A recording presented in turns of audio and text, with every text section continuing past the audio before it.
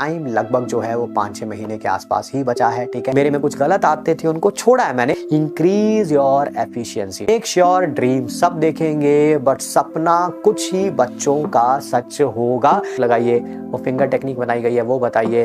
आप air plugs लगाइए। ठीक है, there is only one way and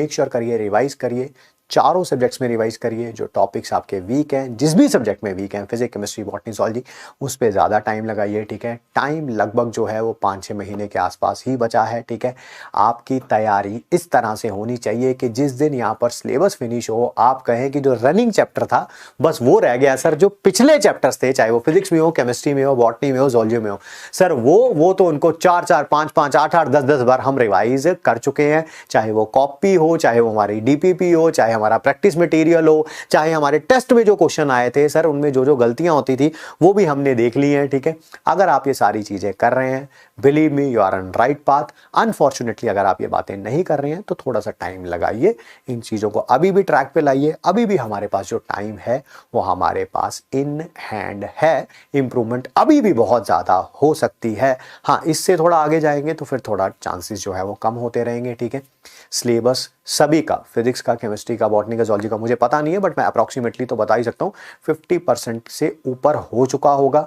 make sure करिए कि ये 50% से ऊपर का सिलेबस आपको भी 100% आ जाना चाहिए। मतलब कि ये होना चाहिए कि कोई पूछे सॉल्यूशन चैप्टर, हाँ भाई दे दो 1 घंटे का टाइम, पूरा सॉल्यूशन रिवाइज कर लेंगे, कोई ऐसी टेंशन वाली बात नहीं है। ठीक है, या कोई कहे कि सॉल्यूशन चैप्टर का अभी टेस्ट ले लें क्या आपकी बिना कॉपी देखे हुए, तो आपको बोलना चाहिए हाँ सर अभी भी टेस्ट ले सकते हो, कोई टेंशन नहीं है। कोई रिवाइज करने के लिए नहीं टाइम दोगे तब भी मैं बहुत अच्छा स्कोर करूंगा। क्यों?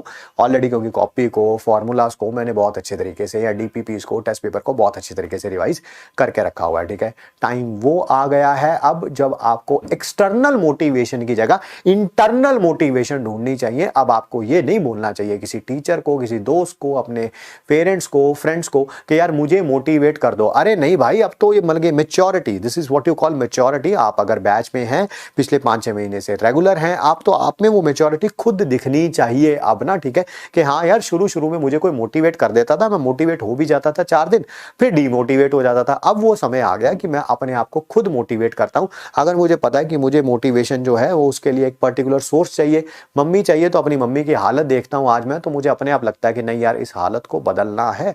अगर फादर को देखता हूं कि उनकी कंडीशन अनफॉर्चुनेटली अगर अभी अच्छी नहीं है, तो उस चीज को मैंने ही चेंज करना है, तो मुझे ही कुछ करना पड़ेगा। ठीक है, तो वो आपको अब इंटरनल मोटिवेशन वो चीज का होना चाहिए, ना कि एक्सटर्नल मोटिवेशन होना चाहिए। मेक श्योर ड्रीम सब देखेंगे बट सपना कुछ ही बच्चों का सच होगा।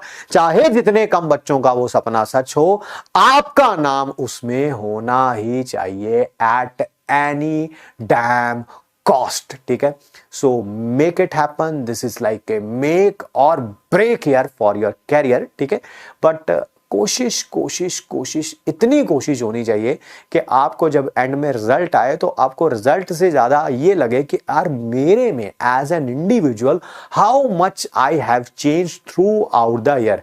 मैं बैच में आया था, मैं यहां पे था, आज बैच खत्म हो रहा है, मेरा लेवल यहां पे है।